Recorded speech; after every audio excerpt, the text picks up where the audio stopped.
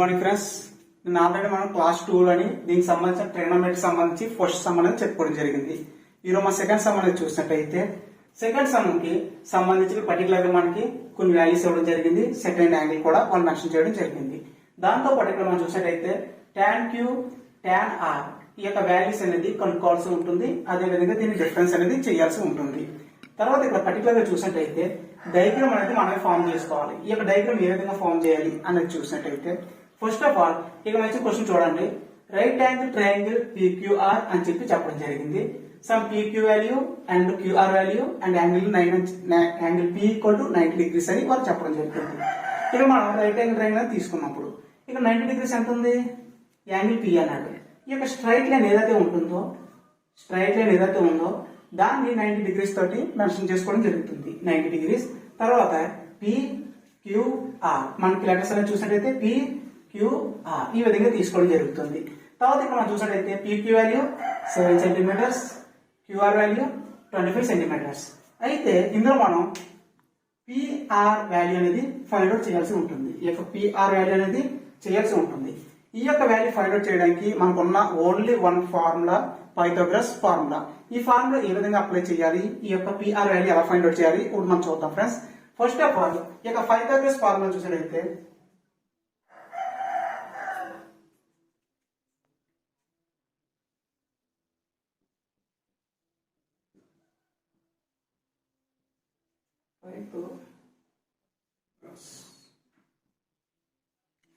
Formula చూసినట్టయితే మనకి highest value ఎక్కడ ఉంది? 25 అండ్ హైయెస్ట్ డిస్టెన్స్ కూడా QR whole square equal to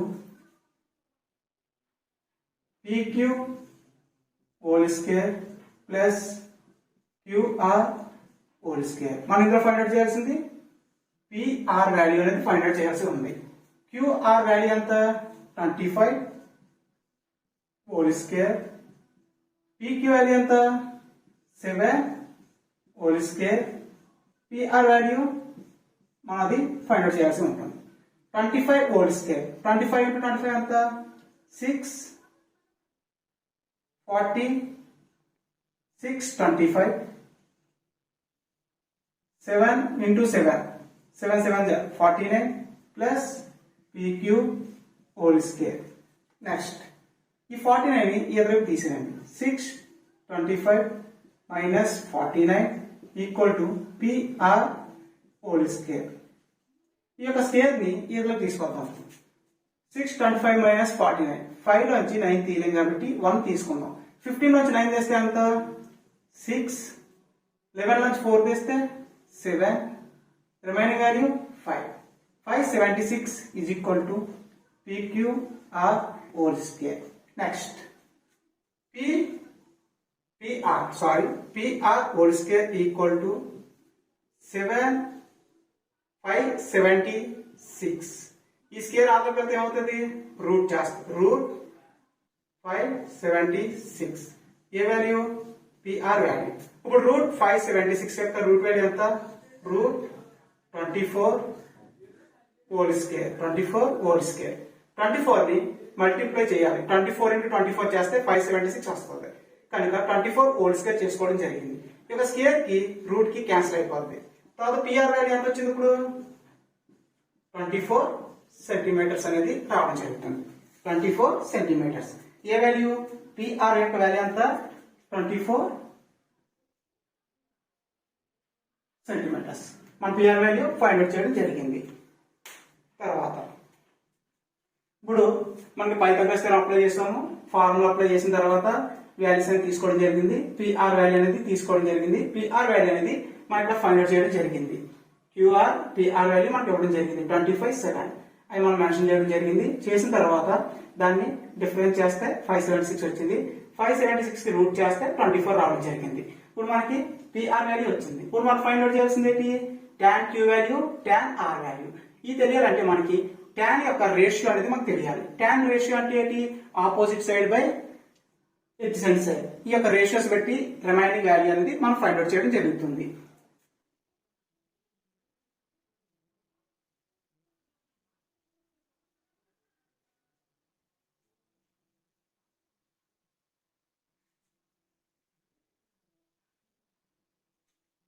ఇప్పుడు మనకి మొత్తం వాల్యూస్ అనేది రావడం జరిగింది. ఇప్పుడు tan q value tan q value యొక్క ఫార్ములా ఏంటి? Opposite side adjacent side. ఈ యొక్క tan q యొక్క ఆపోజిట్ సైడ్ ఏముంది? Opposite side. Adjacent side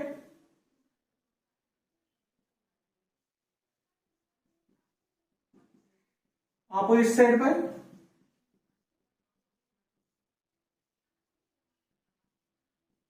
adjacent side. Opposite side ఎంత ఇచ్చాడు? 24. Adjacent side 7. Next tan r value. tan r value. tan r value అని చూసినట్టయితే ఈ యొక్క యాంగిల్ చూసినట్టు దీని యొక్క ఆపోజిట్ సైడ్ ఏముంది? ఆపోజిట్ సైడ్ 7 ఉంది. దీని యొక్క ఆపోజిట్ సైడ్ దీని యొక్క adjacent సైడ్ ఏముంది? 24. adjacent side. Opposite side ఏముంది? Opposite side by adjacent side.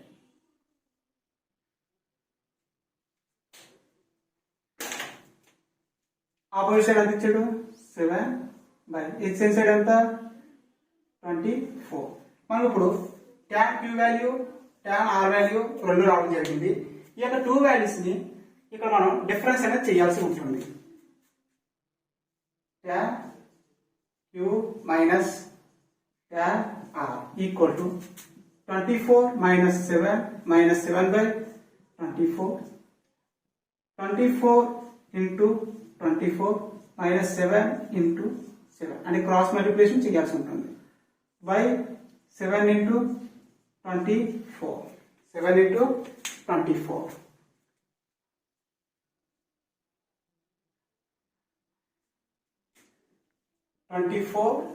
Into 24 minus 7 into 7 by 7 into 24. 24 into 24 ఎంత?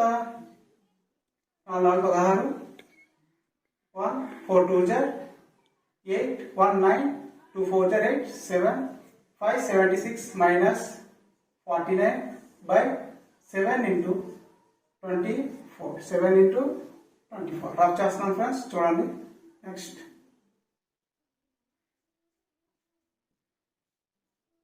576 minus 49. 16 నుంచి 7 చేస్తే 9 చేస్తే ఎంత? 7. 6 నుంచి 4 చేస్తే 2. రిమైనింగ్ 5 by 4 7 ఎంత? 28. 2 7 14. 160. 168. దీని యొక్క ఆన్సర్ ఎంత వచ్చింది? 168. దీని యొక్క value tan q minus tan r యొక్క వాల్యూ 527 by 168. దీని యొక్క సొల్యూషన్ ఎంత వచ్చింది? 527 by 168. చూసారు కదా ఫ్రెండ్స్, ఈ విధంగా చేయాల్సి ఉంటుంది మొత్తం సమ్ అనేది. ఫస్ట్ మనం ఏం చేసాం? పైథాగరస్ థియరం యొక్క ఫార్ములా అప్లై చేసాం. తర్వాత tan θ అంటే tan q and tan r యొక్క రేషియోస్ ఫైండ్ అవుట్ చేసి ఈ యొక్క ఫార్మాలిటీ అనేది చేయడం జరిగింది. అదే విధంగా మా యొక్క ఛానల్ అనేది మీకు మా యొక్క ఇన్ఫర్మేషన్ మీకు నచ్చినట్లయితే మా యొక్క వీడియోని మీ యొక్క ఫ్రెండ్స్ కూడా షేర్ చేయండి. అదే విధంగా thank you for watching this video. Next some చూసినట్టయితే థర్డ్ సమ్ అనేది చూసినట్టయితే క్వశ్చన్ ఏం చేయాలి పర్టికులర్ గా చూస్తే మన ఆన్సర్ అనేది చాలా సులువుగా ఫైండ్ అవుట్ చేయొచ్చు. ఫస్ట్ ఆఫ్ ఆల్ క్వశ్చన్ చూడండి friends. cos a equal to 12/13. cos a 12/13. ఇందులో మనం ఏం ఫైండ్ అవుట్ చేయమన్నాడు? sin a tan a values ని ఫైండ్ అవుట్ చేయమని చెప్పడం జరిగింది. cos a యొక్క వాల్యూ 12/13. cos a యొక్క రేషియో ఏంటి? adjacent side by hypotenuse side. adjacent side by hypotenuse side. ఇప్పుడు మనకి adjacent side ఎక్కడ ఉంది? ఇప్పుడు cos a అన్నాడు కాబట్టి దీని యొక్క adjacent side ఏంటి? adjacent side. దీని యొక్క hypotenuse opposite side. ఇప్పుడు మనకి adjacent side యొక్క వాల్యూ ఇచ్చాడు. ఎంత? 12 ఇవ్వడం జరిగింది. హైపోటెన్యూస్ 13. ఇప్పుడు మనం ఆపోజిట్ సైడ్ యొక్క వాల్యూ అనేది ఫైండ్ అవుట్ చేయాల్సి ఉంటుంది. ఆపోజిట్ సైడ్ యొక్క వాల్యూ అనేది ఫైండ్ అవుట్ చేయాల్సి ఉంటుంది. ఆపోజిట్ సైడ్ యొక్క వాల్యూని ఫైండ్ అవుట్ చేయాల్సి ఉంటుంది. ఈ యొక్క వాల్యూ ఫైండ్ అవుట్ చేయాలంటే మనం యూజ్ చేయాల్సిన formula one of the formula Pythagoras formula అనేది యూజ్ చేయాల్సి ఉంటుంది. ఆ యొక్క ఫార్ములా చూసినట్టయితే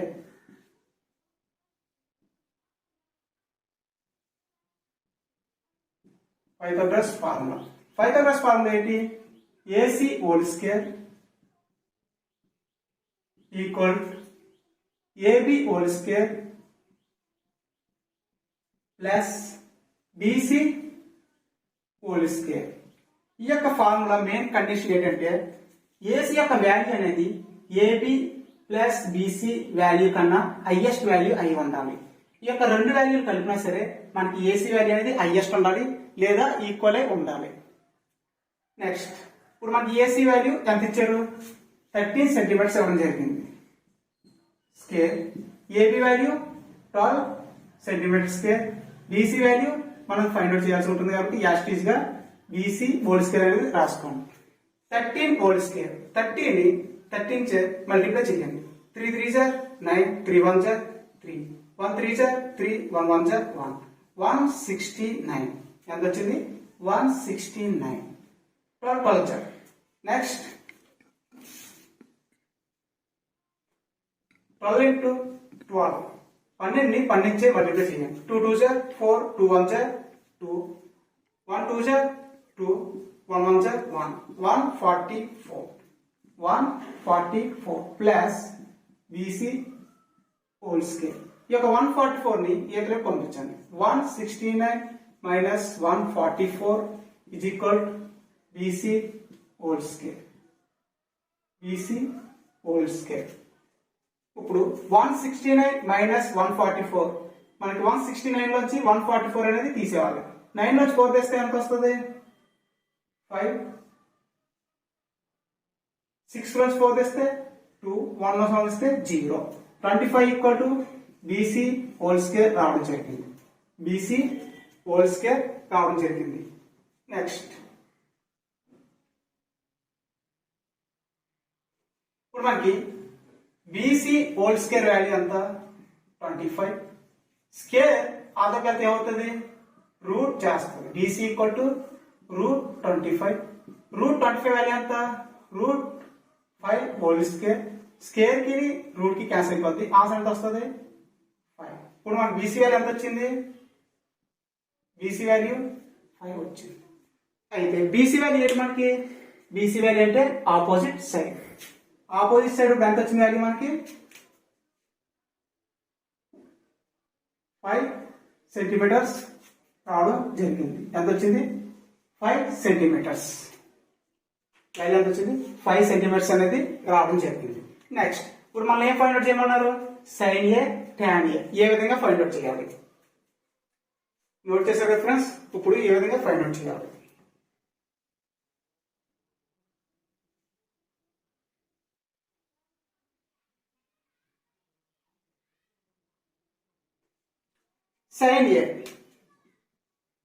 సైన్ ఏ యొక్క రేషియో ఏంటి? Opposite side